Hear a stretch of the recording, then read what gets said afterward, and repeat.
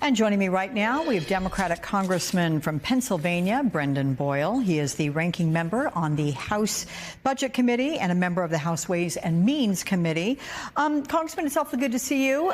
So let's begin with the email directive that Elon Musk has sent to government employees listing what they accomplished last week. Is this appropriate? Is it even legal to demand this by the way, this is Donald Trump's special advisor. Yeah, well, first, I have to say, I think there's some Republican colleagues of mine in Congress who are breathing a sigh of relief that they didn't get that email from Elon Musk, because I don't think there's anywhere close they could get to 5. But, you know, the question of legality is pretty clear cut. Elon Musk is not a government official. He is the wealthiest person in the world. He is the richest person actually in the history of the world by far. But he is someone that has this unofficial title as advisor. There is no, I keep saying this until I'm blue in the face, there is no such thing as the Department of Government Efficiency. The fact that everyone keeps going around pretending like this exists doesn't actually wish it into creation. You have to create by law, by an act of Congress, if you are going to have a department.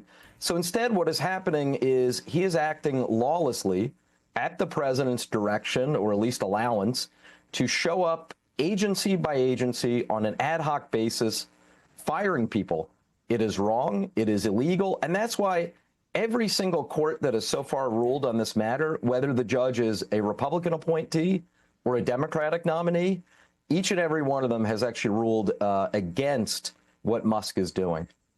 So hang on. If it's all illegal because this is being done, it's not even an official department in our government. Sowing chaos, absolutely, that's underway right now. But then what? For reversing it, more chaos? I mean, does this just get caught up in the courts? Does it end up reverting to what it was before they started cutting ultimately? And of course, while that is being litigated, it takes some time, and there's a real cost to that chaos. In my view, there needs to be an all-consuming strategy. Yes, that means in the courts, but that also means legislatively that we Democrats in Congress, even though we're in the minority in the House and in the Senate, our votes matter, and certainly they will need our votes pretty soon here when it comes to the March 14th deadline. And then finally, there is a role for ordinary citizens to play. You have seen it really over the last 7 to 10 days, where angry citizens are showing up at town hall after town hall throughout this country in order to voice their displeasure. That too can have an influence. Let's not forget, 8 years ago at this moment, everyone was predicting that the Affordable Care Act would be done away with. Republicans had a trifecta. They campaigned on getting rid of it. Everyone thought it was dead. But what happened? So many citizens became active over the course of that 6-7 months in the first half of 2017. They were able to influence enough members of Congress that they were able to save the Affordable Care Act. And sure enough, it's still alive today. Let's talk about the Trump-supported House budget, which is up for a vote this week. Major cuts to Medicaid and food assistance. They are likely included as a way to offset the estimated $4.5 trillion in tax cuts that are in the plan. You're a ranking member of the House Budget Committee. Does this budget benefit the majority of Americans? That is the easiest question you have ever asked me. The easy answer, very simply, is no. We had a 12-hour voting meeting last Thursday in the Budget Committee. Democrats on my side, we did not give an inch because we wanted to expose exactly what is in that budget plan. It includes, at the very top line, $880 billion of cuts to Medicaid, which would be the largest in American history, with all of that money being diverted to tax cuts for the richest 1%. In addition, I referenced the Affordable Care Act earlier. There are additional cuts to the tunes of hundreds of billions of dollars to other health programs as well, such as the ACA, in addition to other cuts. So I think it's pretty clear the American people, when they find out about this, will be absolutely aghast that instead of Donald Trump focusing on getting costs lower for the American people, instead, yet again, the Republican agenda is cutting important programs like Medicaid so they can divert the money to the richest 1%.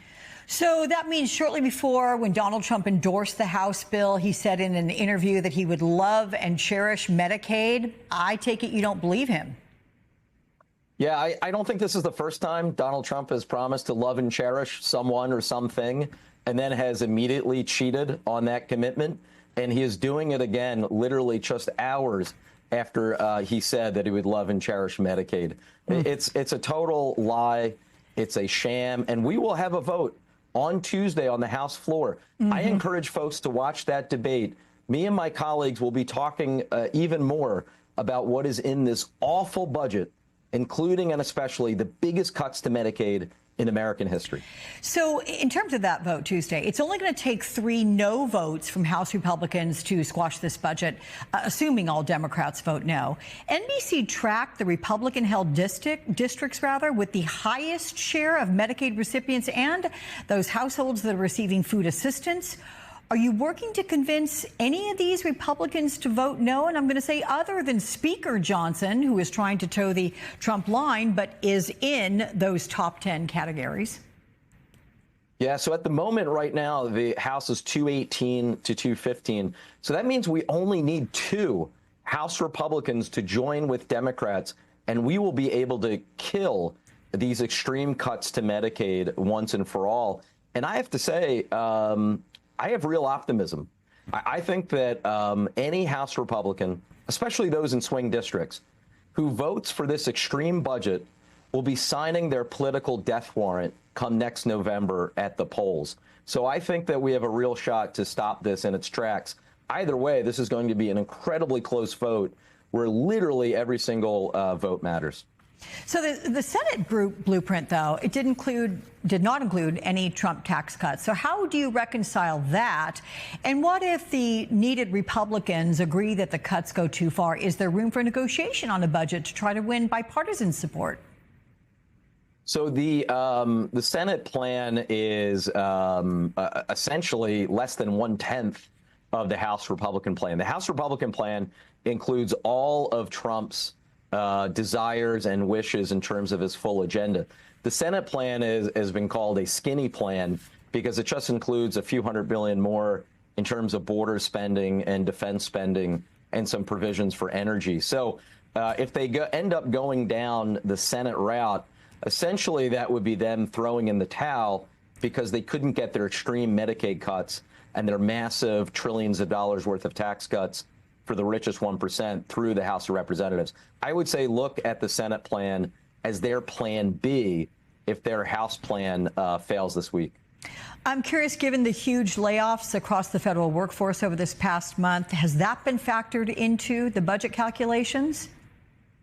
It hasn't, but, I do want to say something about that. As someone who represents the Philadelphia area, we just suddenly on Thursday had 400 mostly middle-class citizens who live in and around my city show up for work and find out that they were being laid off.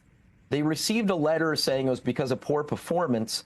Some of them only had exemplary performance reviews. Some of them had never even had a performance review. And for this to happen, these were IRS employees at the height of tax season is completely insane. It will hurt not just those hundreds of employees in my district who have been impacted, but it will also hurt any citizen and any constituent of mine who will be calling the 1-800 IRS customer service number for help over the next 2 months. I'm going to be doing an event on Monday morning down by Independence Hall. We're getting ready for the big 250th anniversary of our country next year, a massive celebration. Well, this dodgy Doge, whatever Musk calls it, they went ahead and fired a bunch of National Park Service workers that we need at Independence Hall is already understaffed. So they're making a bad situation worse. So this is having an impact in my community specifically, but really throughout the country. People are going to be feeling the pain if they haven't already. Yeah, I mean, tax season. I'm actually going to talk with a recently fired National Park worker in the next hour and just get her take on that. But it's all interesting, and I'm glad to talk with you about it. And I know I'll have you back again, Brendan Boyle, very soon. Thank you so much.